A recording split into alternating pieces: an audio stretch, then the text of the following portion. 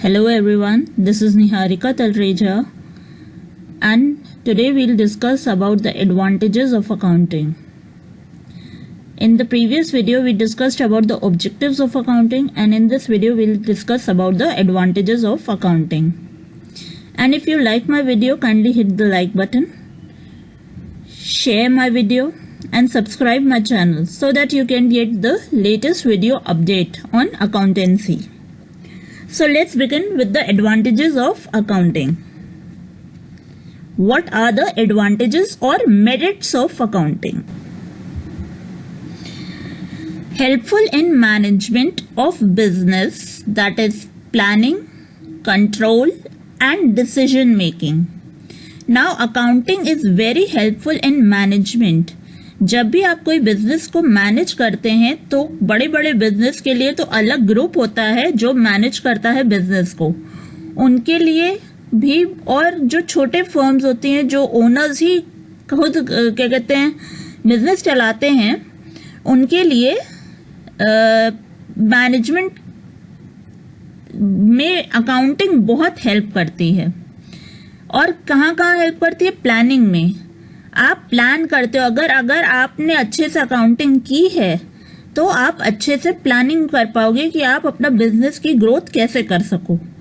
Control कर पाओगे, कहीं कोई चीज गलत हो रही है तो वहां पे कंट्रोल आ जाता है. और फिर आ जाती है डिसीजन मेकिंग. कई बार हमें बिजनेस फर्म्स में बहुत ही कड़े डिसीजंस लेने पड़ते हैं, जैसे कि मान लीजिए अगर बहुत बड़ा बिजनेस है और वो एम्प्लॉयज पे बहुत ज़्यादा खर्चा कर रहा है और उसके इतने प्रॉफिट्स नहीं हो रहे, तो ये डिसीजन उसको लेना ही पड़ेगा कि वो जो एम्प्लॉयज है उनको कम करे, यानी कि वो कई एम्प्लॉयज को निकाल देगी. तो अब एक और डिसीजन उसमें आ जाता है कि वो सैलरी दे के निकाले 1 महीने की, या फिर बस एक्सटेम्पोर बस आप निकाल देते हो कि नहीं अब हम काम नहीं करवाएंगे. तो ये डिपेंड करता है मैनेजमेंट पे. अगर वो अकाउंटिंग कर रही है तो डेफिनेट सी बात है उसको हेल्प भी मिलेगी कि वो कैसे मैनेज करे अपने बिजनेस. नेक्स्ट,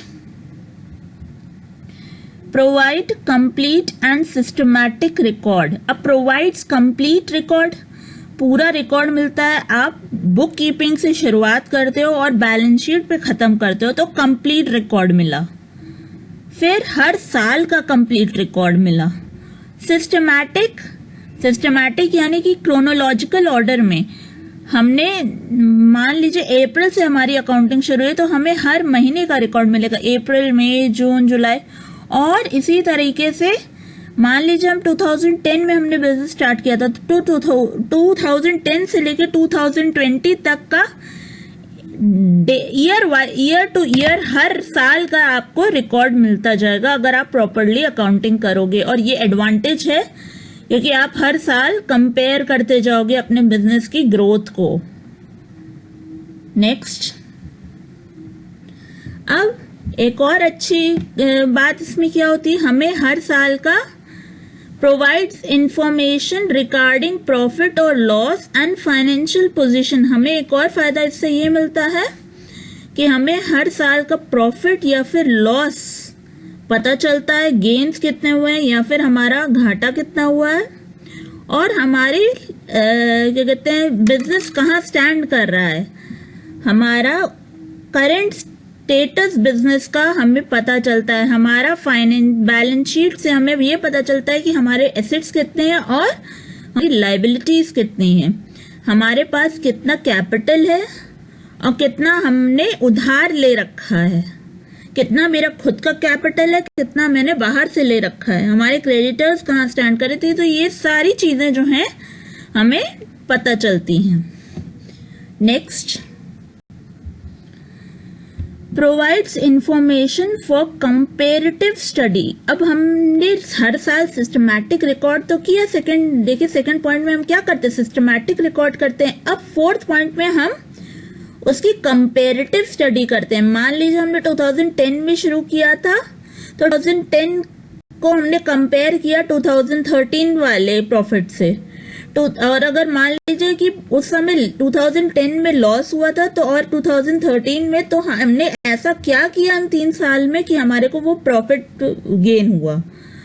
और हमने मान लीजिए इसी तरीके से हर साल हम कंपेरेटिव स्टडीज करते गए, तो ये हमें तभी पॉसिबल है जब हम हर साल की प्रॉपर अकाउंटिंग रखें। Next, helpful in assessment of tax liability.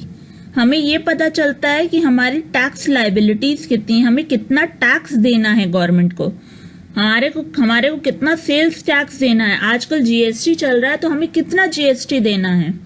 तो ये सब जो है ये हमें तभी पता चलेगा जब हमारे पास हमारी पूरी बुक्स ऑफ अकाउंट्स अच्छे से, अकाउंटिंग अच्छे से मेंटेन हो। और अगर ज्यादा मुनाफा हमने किया है, ज्यादा प्रॉफिट कमाया है, तो टैक्स भी इतना ही ज्यादा देना पड़ेगा। वो गवर्नमेंट डिसाइड करती है कि आपको कितनी टैक्स लायबिलिटी पे करनी है, मगर टैक्स लायबिलिटी का असेसमेंट, उसको जानना कि वो कितना हुआ है टैक्स, वो तभी आपको पता चलेगा जब आप अच्छे से books of accounts, accounting maintain करोगे। Next, evidence in legal matters. हमें ये एविडेंस मिलता है लीगल मैटर्स में, मतलब बड़े बड़े फर्म्स के लिए तो ये लीगली बहुत जरूरी होता है कि वो अकाउंटिंग हर साल की मेंटेन करें। बड़ी बड़ी कंपनीज को तो पूरा डिस्क्लोज करना पड़ता है कि उनके कैसे हैं बुक्स ऑफ अकाउंट्स, उनकी क्या है स्टेटस उनकी कंपनी का। और इसमें ये लीगल मैटर्स में बहुत हेल्प करती है। मान लीजिए कोई एरर हो गया या कोई फ्रॉड किसी ने कर दिया, तो ये एविडेंस होता है, ये प्रूफ होता है अकाउंटिंग अगर आपने कायदे से मेंटेन की है कि हम लीगली बचे रहते हैं सबसे। Next, helpful in raising loans. अब एक और चीज आ जाती है, अगर हमें बैंक से लोन लेना है तो हमें अकाउंटिंग मेंटेन करनी पड़ेगी। क्यों? क्योंकि बैंक को भी पता होना चाहिए कि बैंक जिसको लोन दे रहा है वो कैसा है। अगर आप भी पर्सनली अगर लोन लेने जाते हैं तो बैंक यही पूछेगी ना कि आप करते क्या हो, तो उसी तरह से, और आप कितना कमाते हो। तो इसी तरीके से बिजनेस को भी अगर लोन दे रही है कि बिजनेस को ग्रोथ करने में टाइम टू टाइम गवर्नमेंट भी हेल्प करती है कि वो बैंक के स्टेटस को चेक करती रहती है। तो इससे ये हमारे को प्रूफ हो जाता है कि बैंक तभी आपको लोन देगी जब आपके अकाउंट्स अच्छे से मेंटेन होंगे। वो आपकी प्रॉपर बुक्स चेक करेगी, आप कितना कमा रहे हो और कितना आप दे सकते हो। Next, helpful in prevention and detection of errors and frauds. अब प्रिवेंशन, हमें बचाव, क्यों? लीगल मैटर्स में जैसे ये प्रूफ की तरीके से अकाउंटिंग काम करे, उसी तरह से प्रिवेंटेड भी रखती है हमको। और detection of errors and frauds, detection का मतलब है हमें पता चलता रहता है कि कहीं हमने कोई गलती तो नहीं कर दी या फिर कोई हमारे साथ धोखा तो नहीं कर रहा। तो इन सब चीजों को पता लगाने के लिए अकाउंटिंग बहुत जरूरी होती है।